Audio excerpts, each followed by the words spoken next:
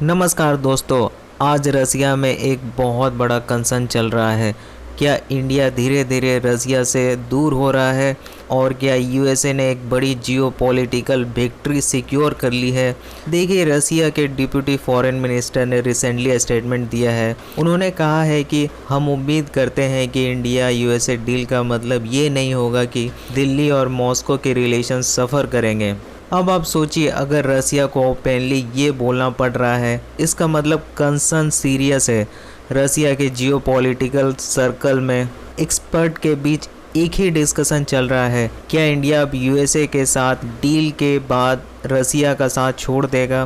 क्या India genuinely रसिया oil import reduce करेगा।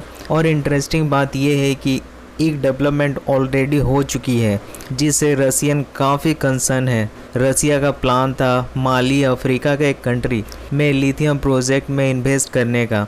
India ने उस प्रोजेक्ट से पुल आउट कर लिया सिक्योरिटी रिस्क के नाम पर। सिक्योरिटी रिस्क एग्जैक्टली क्या है, देखो कहीं पे क्लियरली मेंशन नहीं है। इंटरनेशनल मीडिया ने हेडलाइन चलाई, India pulls out of Russia backed Mali lithium project. तो रसिया के डिप्टी फाइनेंस मिनिस्टर का कंसर्न यहीं से आ रहा है।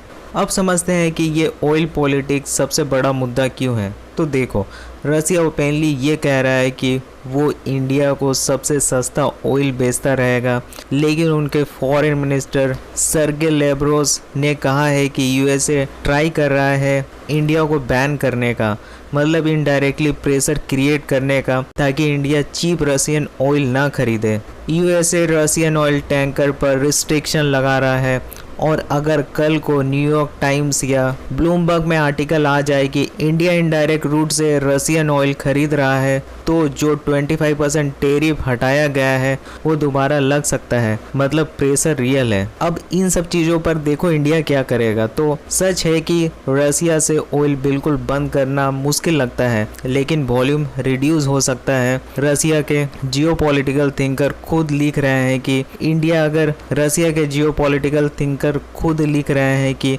अगर इंडिया ऑयल इंपोर्ट कम करेगा तो रसिया को इकोनॉमिक झटका लगेगा, लेकिन रसिया इंडिया को पनिश नहीं करेगा। देखो, इसका रीज़न सिंपल है। इंडिया 2030 तक थर्ड लार्जेस्ट इकोनॉमिक बनने की तरफ बढ़ रहा है। रसिया ऑलरेडी यूएस और यूरोप की मार्केट सैंक्शन की वजह से लूज कर चुका है। अब इंडिया उनके लिए एक बहुत इंपॉर्टेंट मार्केट है। और एक कड़वी सच्चाई, रसिया के पास इंडिया के अगेंस्ट कोई मेजर लेवरेज नहीं है। हाँ, हम वेपन खरीदते हैं, लेकिन इंडिया ग्रेजुअली डाइवर्सिफाई कर रहा है। डोमेस्टिक मैन्युफैक्चरिंग और वेस्टर्न सप्लायर्स दोनों ऑप्शन अवेलेबल हैं। अब देखो, ट्रेड रियलिटी को समझते हैं। एसबीआई के रिपोर्ट के हिसाब से India USA trade surplus 40 billion से बढ़कर 90 बिलियन तक जा सकता है। अमेरिकन हमसे बहुत सारा माल खरीदते हैं, रसियन सिर्फ 4 to 5 बिलियन डॉलर के आसपास। इसलिए लेवरेज किसके पास ज़्यादा है क्लियर है। अगर रसिया इंडिया से 50 to 60 बिलियन का माल खरीदता है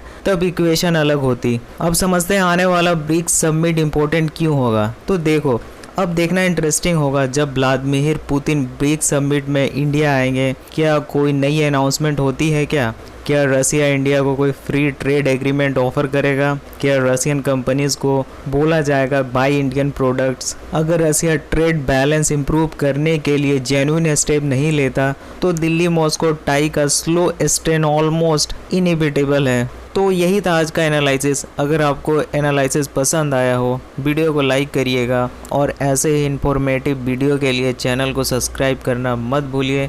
बेल आइकन भी प्रेस कर दीजिए। Thank you for watching.